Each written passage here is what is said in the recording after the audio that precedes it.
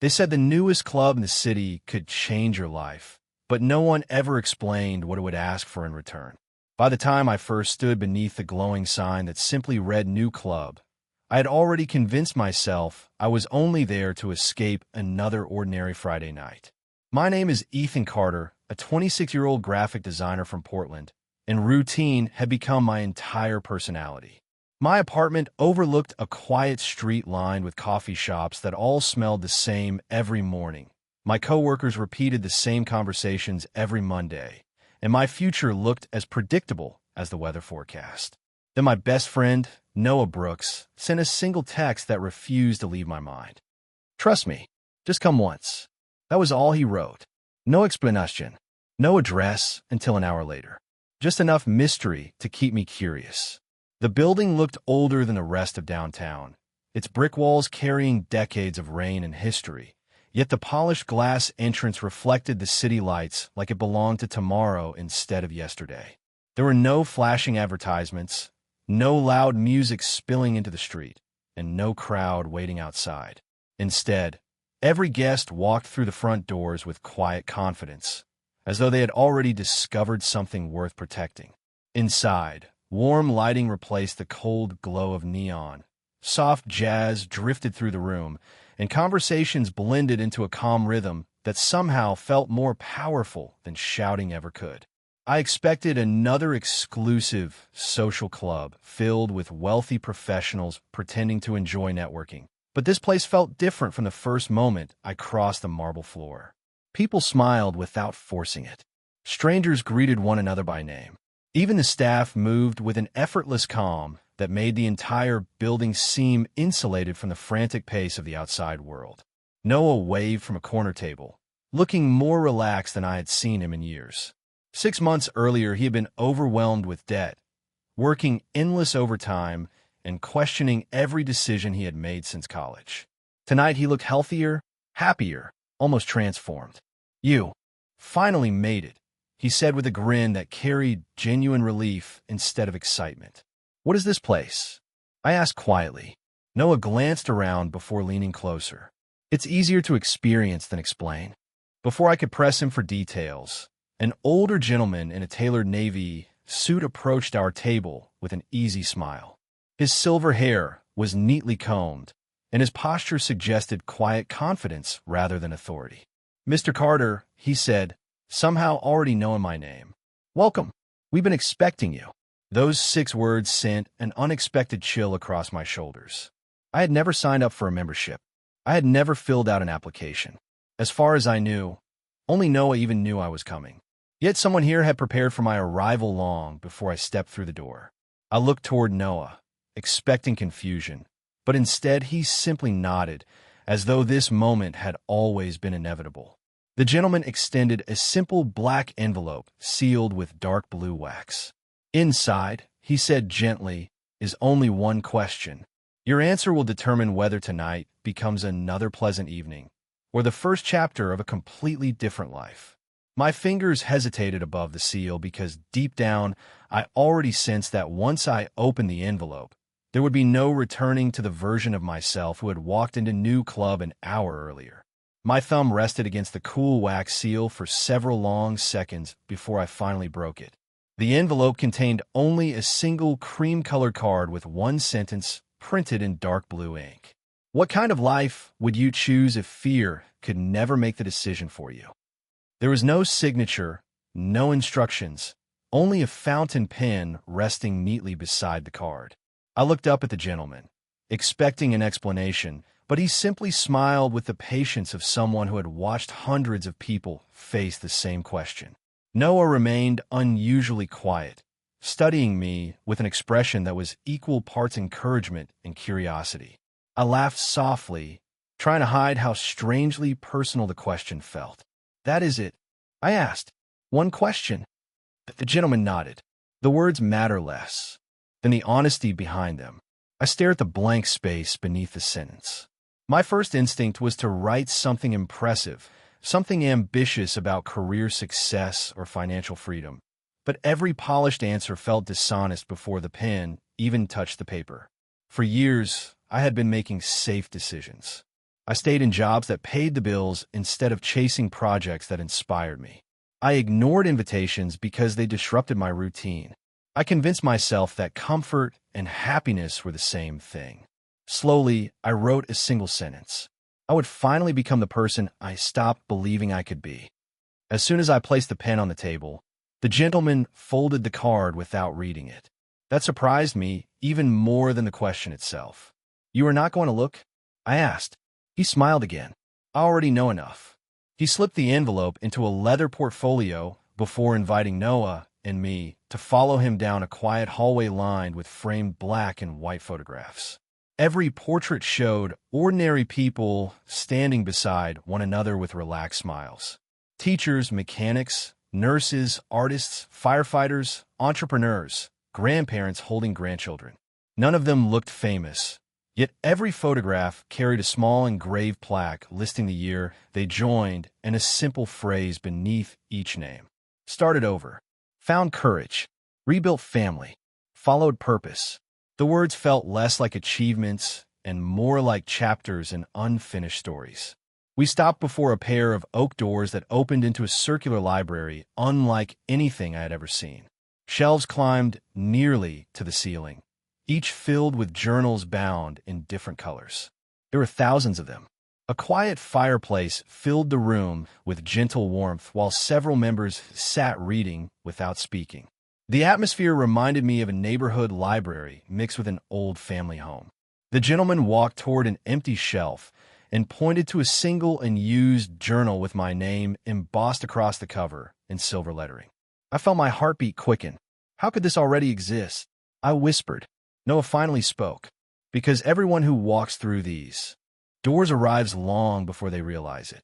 I turned another page and discovered it was completely blank except for one sentence waiting at the top of the first page. Every meaningful change begins with the courage to write the next line yourself. As I read those words, I realized the evening had never been about joining an exclusive organization. It was about accepting responsibility for the story I had been postponing for years. And for the first time in a very long while, that possibility felt less frightening than remaining exactly where I had always been. The gentleman introduced himself as Benjamin Hayes before quietly excusing himself, leaving Noah and me alone inside the circular library. For several moments, neither of us spoke. The silence did not feel awkward. It felt intentional, as though the room itself encouraged reflection before conversation. I ran my fingertips across the smooth cover of the journal with my name on it, still unable to understand how it had been prepared before I had ever stepped inside the building. I asked the same question my first night. Noah finally admitted with a faint smile. I spent an hour trying to figure out how they knew who I was. Eventually, I realized I had been asking the wrong question. I looked toward him. Then what is the right one? He leaned back in the leather chair, his eyes drifting toward the fireplace. Why did I spend so many years believing nobody was paying attention to my life, including me? His answer lingered in the air. It sounded simple, yet it carried the weight of someone who had learned it the difficult way. Before I could respond, another member approached our table carrying 3 mugs of fresh coffee. She appeared to be in her early 40s, dressed casually in a navy sweater and jeans, with kind eyes that seemed to notice every detail without becoming intrusive. "I'm Emily Foster," she said warmly. "Welcome." She handed me one of the mugs before taking a seat across from us. Everyone who comes here believes they are searching for an opportunity. In reality, most are searching for permission. I frowned slightly. Permission for what? Emily smiled. To stop pretending they already know who they are. That answer unsettled me because it felt uncomfortably accurate. Since graduating college, I had built an identity around being dependable, reliable employee, reliable tenant, reliable friend. Yet somewhere along the way, I had stopped asking whether reliability alone could ever become fulfillment. Emily reached toward a small wooden box resting in the center of the table and gently opened it. Inside were dozens of folded cards. "Choose one," she said. I hesitated before selecting a card near the top. Unfolding it revealed another handwritten question. What dream did you quietly abandon because it seemed unrealistic? My chest tightened. I did not need time to think. The answer had been waiting for years. Illustration, storytelling, creating books that made people feel seen. I had buried that dream beneath deadlines, mortgage payments, and practical advice until even I stopped mentioning aloud. Emily watched my expression without asking me to explain. "You remembered, did not you?" she asked softly. I nodded. "I thought I forgot." "People rarely forget," she replied. "They simply become skilled at ignoring themselves." Noah chuckled under his breath. That sentence annoyed me when I first heard it. Because it was true, I asked. He laughed openly this time. "Exactly." The three of us continued talking as the evening slipped by almost unnoticed. Nobody discussed investments, status, or influence. Instead, members shared stories about changing careers at 50, repairing broken family relationships, learning new skills after retirement, or finally pursuing lifelong passions that had once seemed impossible. Each conversation carried the same quiet message. Growth did not belong to a certain age or income. It belonged to those willing to begin before they felt completely ready. As I listened, the fear that had shaped so many of my decisions slowly loosened its grip. For the first time in years, I realized my future was not waiting for someone else to approve it. It had been patiently waiting for me to believe that writing the next chapter was always my responsibility. The evening ended with Benjamin walking me to the front entrance, but instead of saying goodbye, he handed me a small brass key attached to a plain leather tag engraved with the number 12. "You may come back whenever you choose," he said. "Membership here is never measured by attendance. It is measured by what you are willing to change between visits." The sentence stayed with me all the way home. As I unlocked my apartment, everything looked exactly as I had left it. The stack of unopened mail still rested on the kitchen counter. My laptop remained half closed beside unfinished client sketches. The silence that had once felt comforting suddenly felt heavy, as though the walls had become witnesses to years of hesitation.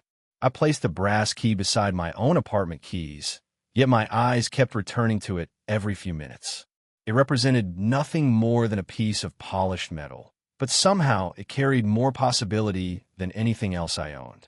The following Monday began like every other workday.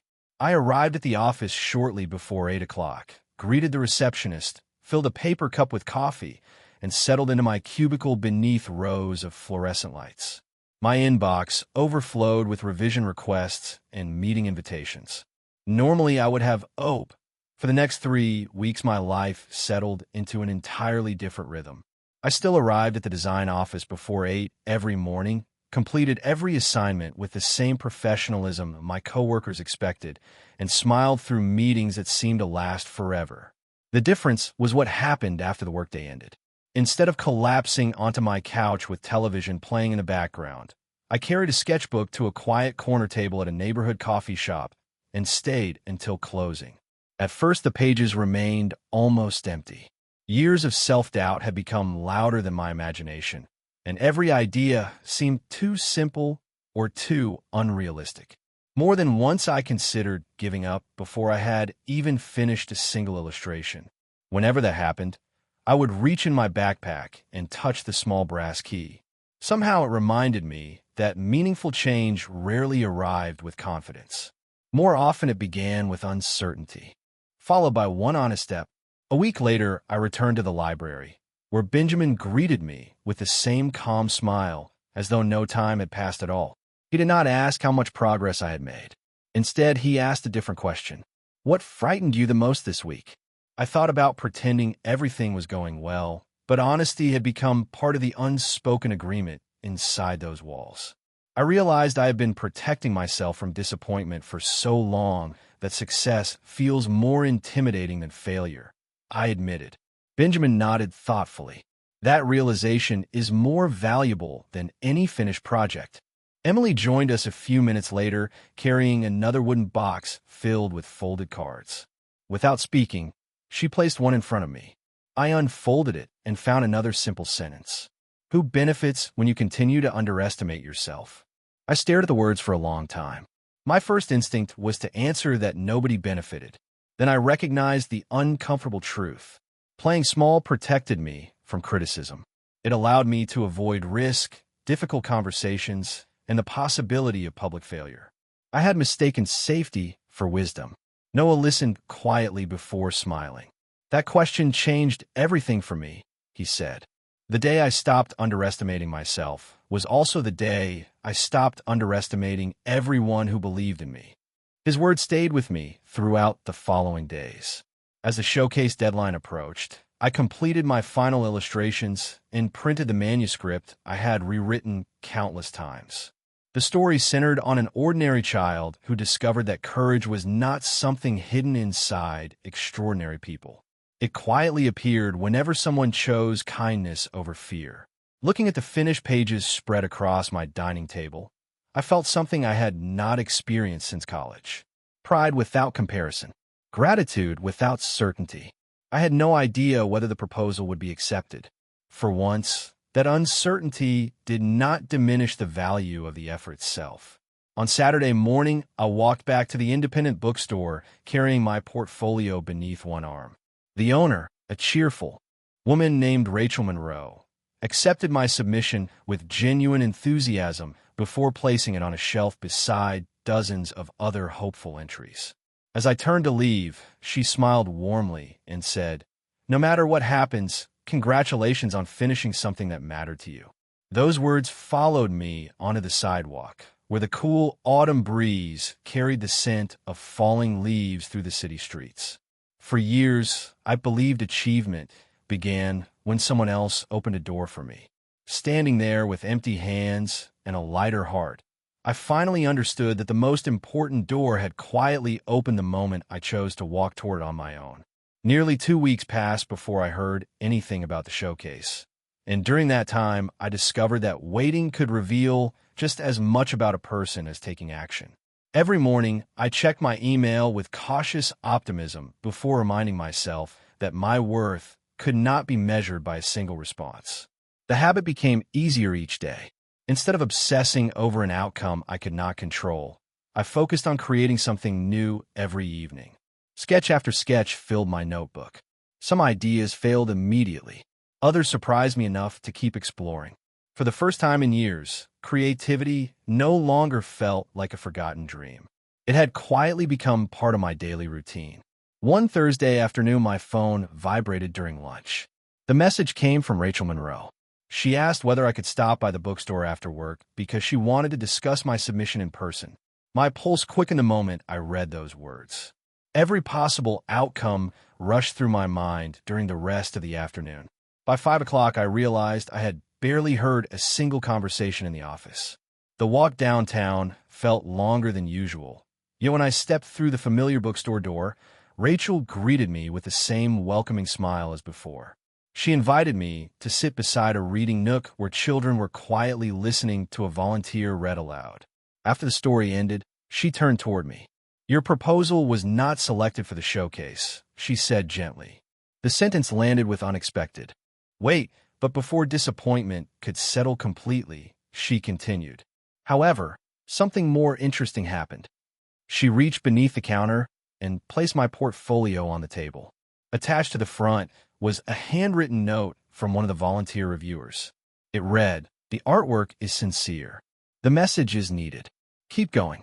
This voice deserves more pages."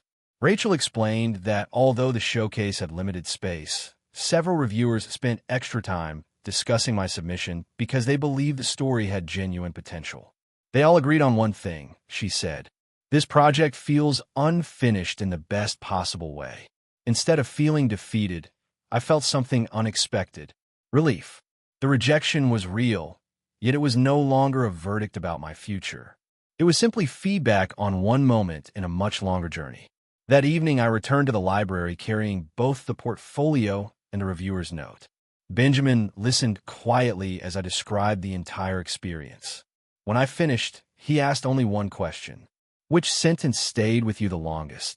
I handed him the note without speaking. He read it once before smiling. "Most people only hear the word no," he said.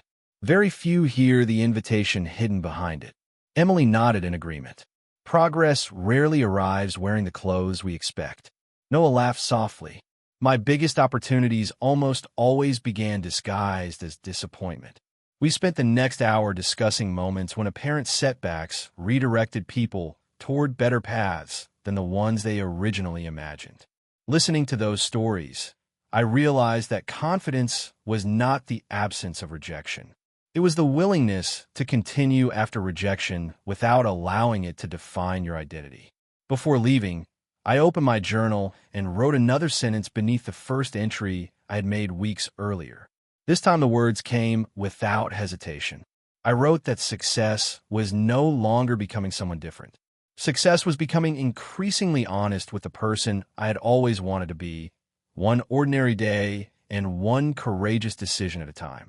As the weeks turned into months, I noticed that the greatest changes in my life were almost invisible to everyone except me. My apartment had not become larger. My salary had not suddenly doubled. I was still driving the same aging sedan and walking the same streets of Portland every morning. Yet everything felt different because I no longer measured my days by how little could go wrong. I measured them by how honestly I had lived. That shift became impossible to ignore one Friday afternoon when Karen Mitchell stopped by my desk once again. She closed the door to the conference room behind us before speaking. "The senior position is still available," she said. "Human Resources would like your answer by Monday." Months earlier, I would have accepted before she finished the sentence. Instead, I thanked her sincerely and asked for the weekend to think. She smiled with quiet understanding. "You have changed," she observed. "You ask different questions now." Her words stayed with me during the drive across town. That evening, I returned to the library carrying my journal instead of waiting for another invitation. Benjamin was organizing books near the fireplace when he noticed me. Without saying a word, he gestured toward my usual chair. I opened the journal and read every entry from the beginning. The first pages belonged to someone searching for permission. The newest pages belonged to someone learning to trust his own decisions. Benjamin eventually sat across from me. "Do you know why these journals remain unfinished?" he asked. I shook my head. "Because no person ever reaches a final version of themselves," he replied. "Growth is not a destination. It is a relationship with the future." Before I could respond, Emily joined us carrying another folded card from the familiar wooden box. I smiled as I unfolded it, already expecting another uncomfortable question. It read, "If someone younger asked you how to begin, what would you tell them?" I looked at the sentence for several moments before answering aloud. I would tell them to stop waiting until they feel fearless. I would tell them to begin while they are still uncertain. Noah laughed softly from the chair beside me. "Congratulations," he said. "You finally sound like someone who believes his own advice." We all smiled, but I understood exactly what he meant. The person speaking those words was very different from the one who had first entered the building, believing every important decision belonged to someone else. On Monday morning, I met with Karen before the office became busy.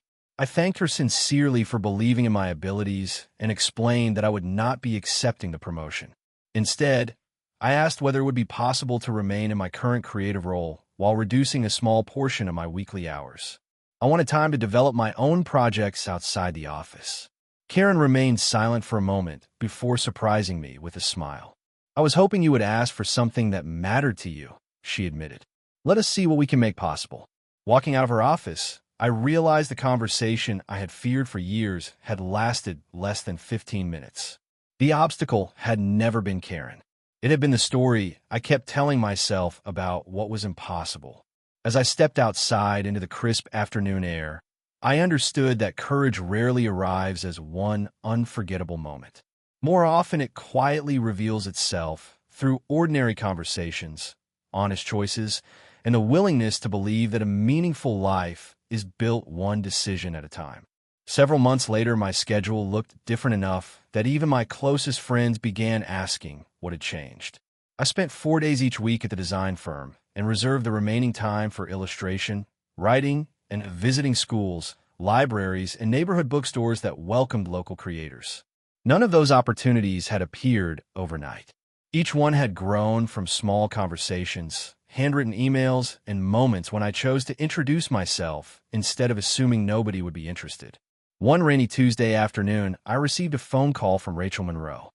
Her cheerful voice immediately brought a smile to my face. "I have something you should see," she said. When I arrived at the bookstore an hour later, she handed me a large envelope bearing the logo of a regional children's publishing company. They had attended the community showcase, reviewed several projects that had not even made the final exhibition, and asked whether I would be interested in developing my manuscript into a complete book proposal. I read the letter twice before looking back at Rachel. They found the project, even though it was not selected? I asked in disbelief. She laughed gently. Sometimes the audience you need is quietly paying attention when you least expect it. The realization stayed with me as I walked through downtown, carrying the envelope beneath my arm. Months earlier, I would have called the rejection my final answer. Instead, it had become the reason someone discovered my work in the first place. That evening, I returned to the library with a sense of gratitude that was difficult to describe.